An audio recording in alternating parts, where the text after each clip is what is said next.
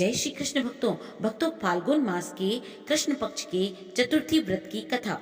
एक बार की बात है, एक आदर्श राजा का राज्य था। वह राजा अत्यंत धर्मात्मा था। उसके राज्य में एक अत्यंत सज्जन ब्राह्मण भी था। उसका नाम था विष्णु शर्मा।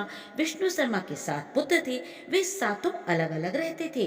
विष्णु शर्मा की जब वृद्धावस्था आ गई तो उसने अपने बहुओं को बुला करके कहा कि तुम सभी गणेश चतुर्थी का व्रत किया करो, क्योंकि विष्णु शर्मा स्वयं इस व्रत को किया करते थे। आयु हो जाने पर यह दायित्व वह बहुओं को सौंपना चाहते थे।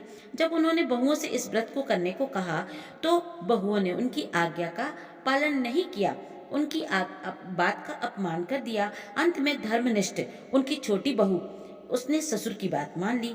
उसने पूजा के सामान की व्यवस्था करके ससुर के साथ व्रत भी किया और भोजन नहीं किया। ससुर को भोजन करा दिया। जब आधी रात बीती तो विष्णु शर्मा को उल्टी और दस्त लग गए। छोटी बहू ने मलमूत्र से खराब हुए कपड़ों को साफ करके ससुर के शरीर को धोया और पोंछा। पूरी रात बिना कुछ खाए पिए जागती रही।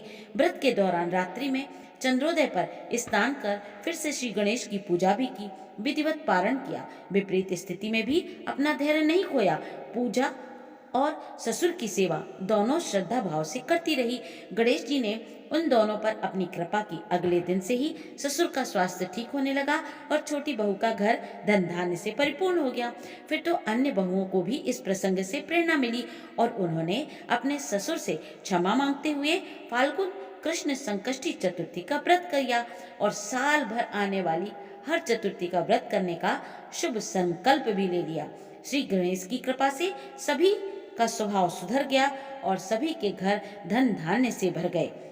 तो भक्तों, आप भी संकष्टी गणेश चतुर्थी फाल्गुन मास की, जिसे द्विज प्रिय चतुर्थी भी कहा जाता है, व्रत करिए, पूजन करिए और उसका फल प्राप्त कीजिए। जय श्री कृष्ण भक्तों।